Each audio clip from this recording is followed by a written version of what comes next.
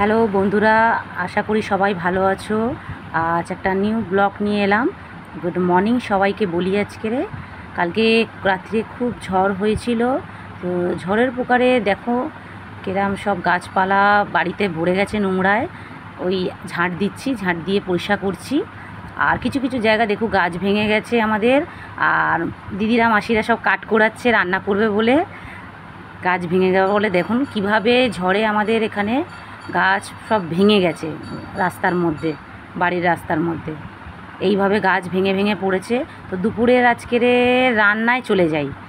আজকে হবে ডিম আলুর ভুজিয়া করব। দেখো তোমরা, দাদা অফিসে খেয়ে যাবে, ভাত বসিয়ে দিয়েছি আমি।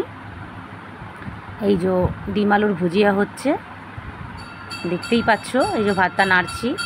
আর আমার পিসিমা আজকের কিছু রান্না করবে, আপনাদের কাছে শেয়ার করছি।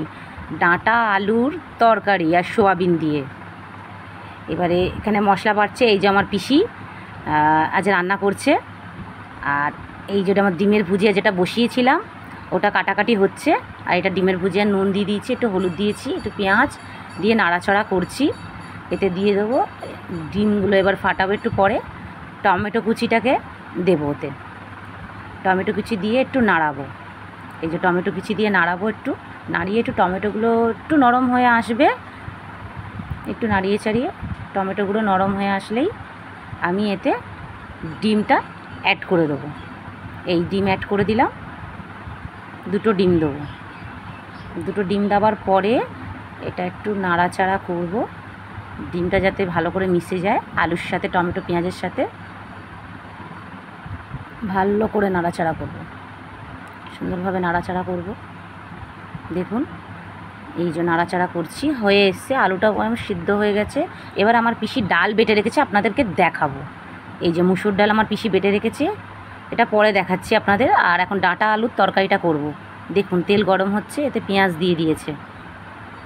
ডাঁটা আলু সোয়াবিনের তরকারি হবে। এই যে পেঁয়াজটা একটু লাল লাল করে ভাজবো। লাল লাল করে ভাজার পর ডাঁটাগুলোকে এর মধ্যে দিয়ে দেবো, দিয়ে তরকারি হলো। এই যে টমেটো কুচিটা লাস্টে দিল, দেওয়ার পরে একটু কিছুক্ষণ পর তরকারিটাকে নামিয়ে নেব। এই যে ডাঁটা আলুর তরকারি হয়েছে, এতে পড়েছে পেঁয়াজ, টমেটো, আদা, রসুন সব দিয়ে বানিয়েছি। আর এই ডালের বড়া ভাজা হবে, আমার পিসি ভাজছে। এই যে আমার পিসি ডালের বড়া মাখছে, ওদের পেঁয়াজ কুচি, কাঁচা লঙ্কা কুচি, আদা রসুনের পেস্ট, তারপরে নুন, হলুদ, ধনে, জিরে গুঁড়ো সব কিছু দিয়ে একটা মিক্সার বানিয়েছে। আর নিজের কিছু একটা মশলা ছিল ওনার, নিজের ঘরে বানানো রেসিপি ছিল কিছু মশলা। এই যে এবার ডিমটা বড়াগুলোকে ছাড়ছে কড়ায়। এবার কড়ায় বড়াগুলো ছাড়ছে, দেখো গরম হয়ে গেছে কড়ার তেলটা গরম হতে এই যে বড়াগুলো ছেড়ে দিল।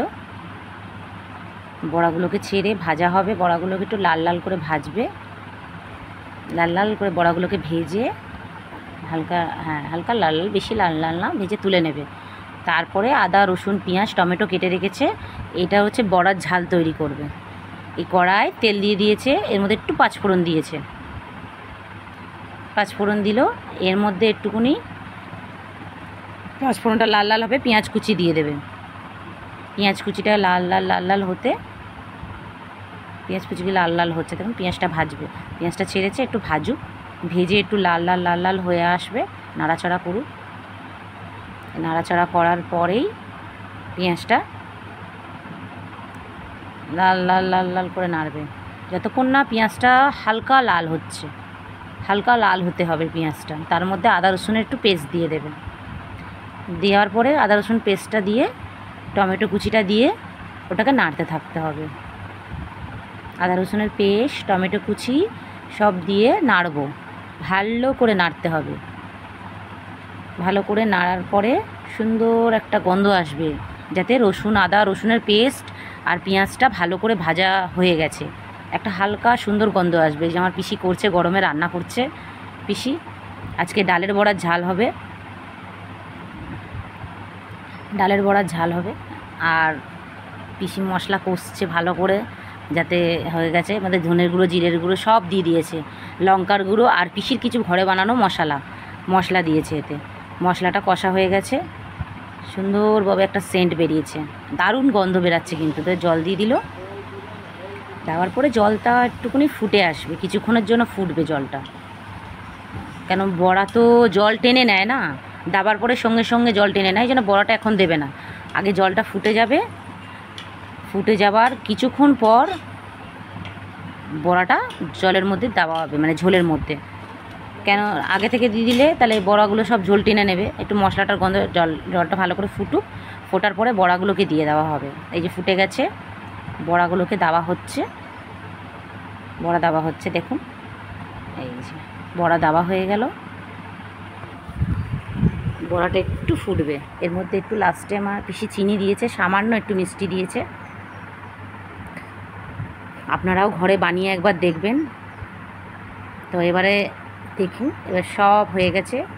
দাদা অফিসে যাবে বলে সব রান্নাবান্না আমার পিসি রেডি করে দিয়েছে, দাদা অফিসে খেয়ে যাবে। এই যে ডাঁটা আলু সোয়াবিনের তরকারি, আর বড়ার ঝাল, ডাল, ডিম আলুর ভুজিয়া। ভিডিওটা কেমন লাগলো কমেন্ট করে জানিও, আর লাইক শেয়ার করে দিও, আর নেক্সট ভিডিওতে দেখা হচ্ছে।